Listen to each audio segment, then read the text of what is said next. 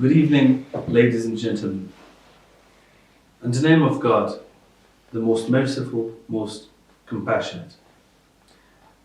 Today marks the 21st anniversary of the martyrdom of Ahmad Shah Massoud, Afghanistan national hero, who was assassinated by two Al-Qaeda terrorists posing as journalists.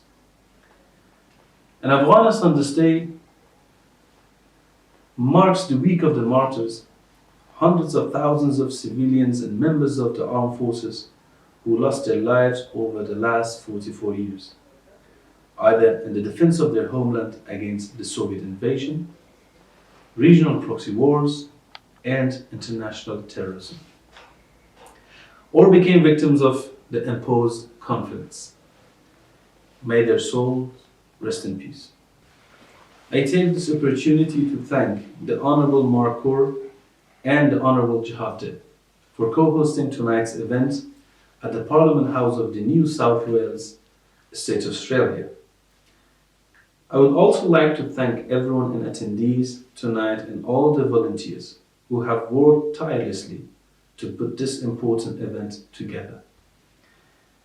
We remember the late Commander Ahmad Shah Massoud's legacy today.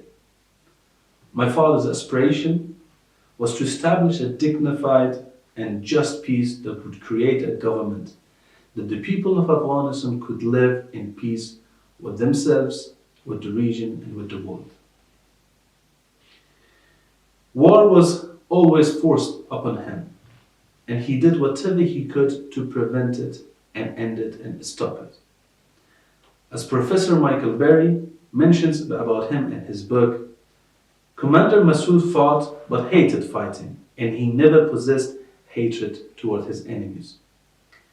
My father time after time risked his life to end the war. During one instance in 1995, he even went to the headquarters of the Taliban without any guards or safety, just to end the war and to bring peace. However, the Taliban answered by using aggression and lacked the intention and aim to accept a peace process that would benefit all citizens. Like my father, I too am against violence and war, and the armed resistance has been forced on us, and we have been left with no choice but to resist. Our resistance is for the defense of our people, our homes, our children, our values. And it is a universal right to stand up against oppression and against aggression. Despite their obvious narrative of dominance and terrorism, we have shown our will and aspiration to bring peace in earnest. We demonstrated our goodwill and gave them an opportunity to show the same as well. We listened to the most of the Taliban's demands. However, we made it clear to them that we would not compromise on our fundamental values and our people values, which entails the following within the framework of a moderate Islam. A government elected by the people through a free and fair election in Afghanistan. Guarantee of the rights of the women and girls to education and work and so on. Guarantee of social justice and equal rights for all of Afghanistan ethnicities and religious groups and other minorities. However, the Taliban proved us that they are not interested in resolving issues through dialogue and negotiation. They insisted in annihilating opposition through coercion and violence. It has been more than a year since the government of Afghanistan collapsed and the Taliban occupation and oppression began in Afghanistan. Since then, we are all witness to the existential humanitarian crisis, the rise of terrorism and war crimes in Afghanistan. In the past year, we have witnessed extrajudicial killings of innocent civilians, also the former armed forces, despite the promises of amnesty and safety. Introduction of discriminatory policies which restricts women's and girls' right to education and work, among other things. and the continuing harboring of international terrorism in Afghanistan and allowing extremist groups to operate within Afghanistan, which will impact regional and global security. The Taliban group is a brutal and violent dictatorship, which has eradicated the democratic structure of the country, as well as all forms of human, social, civil, and political rights. In the past year, we have resisted and continue to resist against the tyranny of the Taliban. Our resistance is not isolated to our brave fighters in the mountains peaks of Hindu Kush only, but to all citizens of Afghanistan in different shapes and forms. In particular, the brave women of Afghanistan who openly protested against the Taliban in the streets of Kabul and the other cities of Afghanistan, and risked their lives each and every time they step outside their houses.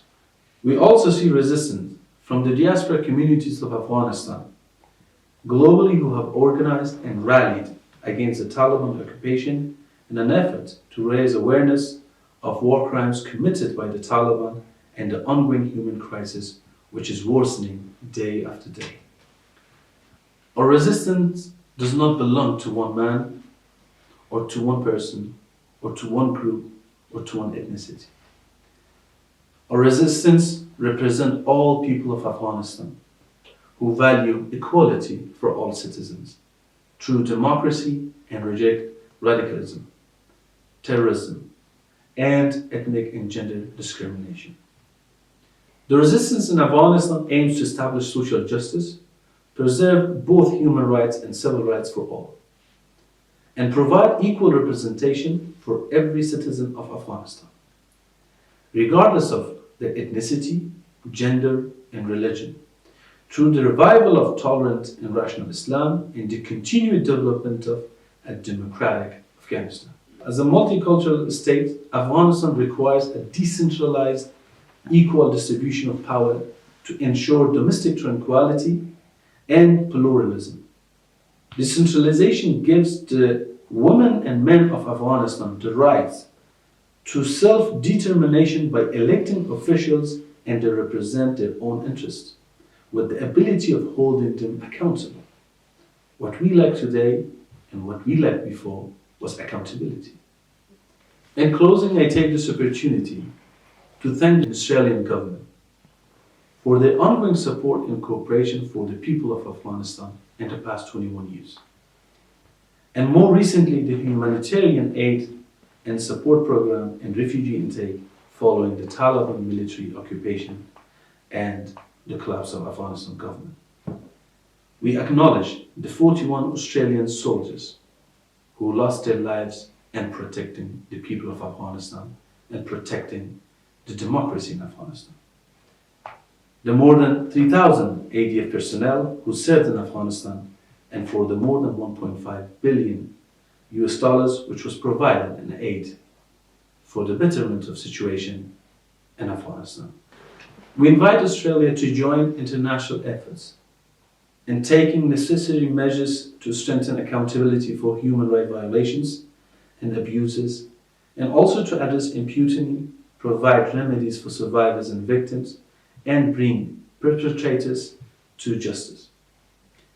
I'm sure the Australian government, as representative of the Australian people, will stand with the people of Afghanistan and will continue to resist any pressure to provide international legitimacy and recognitions to the Taliban group.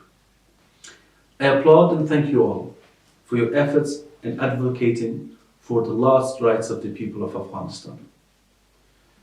Today, our struggle and effort is confined in Afghanistan, yet I can assure you that it is for the freedom and security of all human beings across the globe. Thank you very much. God bless you all.